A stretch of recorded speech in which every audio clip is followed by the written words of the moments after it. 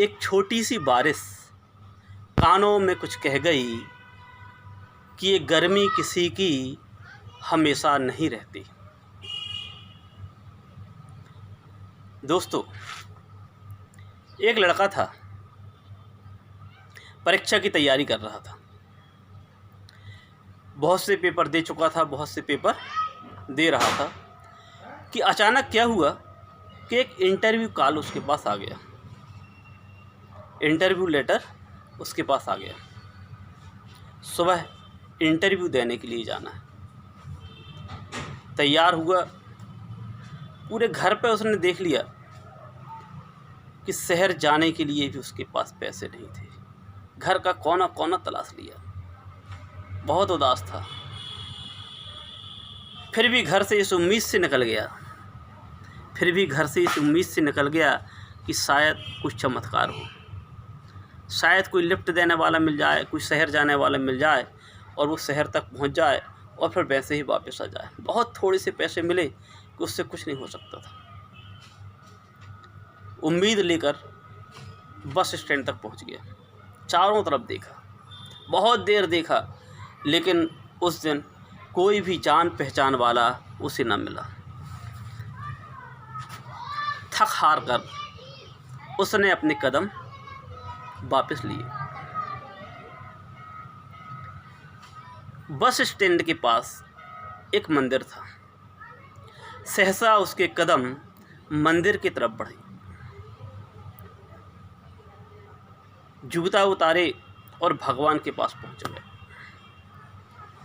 बहुत देर तक बैठा रहा और फिर वापस आ गया। जहां उसने जूते उतारे थे वहां बैठकर लेस बांध रहा था कि सहसा नज़र पड़ी, एक भिखारी बैठा हुआ था। उसके कटोरे में बहुत से पैसे रखे थे। अचानक उसके मुंह से निकल गया कि बाबा, आप ही मेरी मदद कर दीजिए।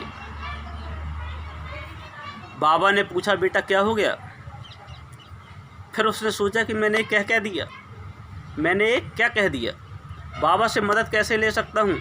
बोले, बाबा आप तो खुद भीख मांगते हैं, मेरी मदद कैसे करेंगे? बाबा ने कहा, बेटा मैं भीख नहीं मांगता, मैं तो भगवान के दरवाजे पर बैठा हूँ। जो लोग यहाँ मंदिर आते हैं वो पुण्य कमाने के लिए मेरे कटोरे में पैसे डाल जाते हैं, और मुझे तो इतने पैसों की ज़रूरत भी नहीं। मुझे थोड़ी सी दवाई लगती है, एक वक्त का भोजन लेता हूँ, जो पैसे बच जाते हैं उनको भी मैं वापस भगवान की दान पेटी में डाल देता हूँ। लड़के का उत्साह बढ़ा, सोचा शायद बाबा मेरी मदद कर दे। लड़के ने बोला, बाबा आज मेरा इंटरव्यू है, जेब में इतने पैसे भी नहीं कि बस का किराया दे दूं, कम से कम 500 रुपये चाहिए। 500 रुपये अगर आप दे दो, मेरी मदद कर दो, तो निश्चित रूप से मैं वहाँ पहुँच जाऊँगा और वापस आके आपके पैसे मैं ज़रूर लौटा दूँगा।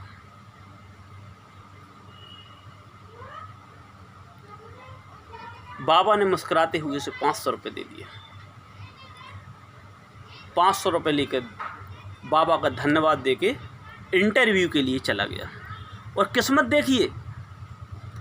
देखिए कि इंटरव्यू में उसका सिलेक्शन हो गया। दूसरे तीसरे दिन इंटरव्यू में सिलेक्शन के बाद वो वापस आया और सोचा कि अब बाबा के पास जाऊं, बाबा का आभार व्यक्त करूं और भगवान के भी दर्शन करूं। पहुंच गया, पर देखता क्या है, जहां बाबा बैठते थे वहां बहुत भीड़ लगी है। चारों तरफ लोग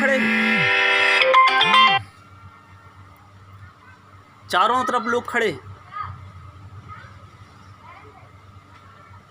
पूछा क्या हो गया?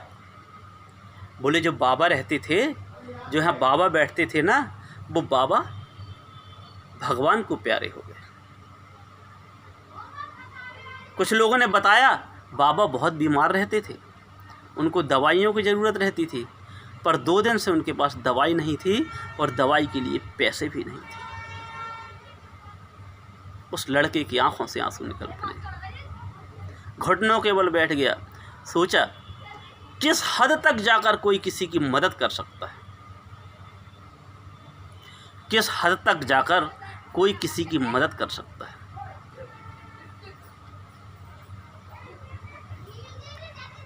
इस कहानी से दोस्तों दो शिक्षा मिलती है। इस कहानी से दो शिक्षा मिलती है। एक तो ये कि यदि आप किसी की मदद कर सकते हो तो निश्चित रूप से उसकी मदद करिए। अपने किसी समस्या का बहाना मत बनाइए। हो सकता है आपकी छोटी सी मदद से उसकी ज़िंदगी बदल जाए। दूसरी शिक्षा ये मिलती है कि जब दुनिया के सारे रास्ते बंद हो जाएं, तब भी आशा की एक किरण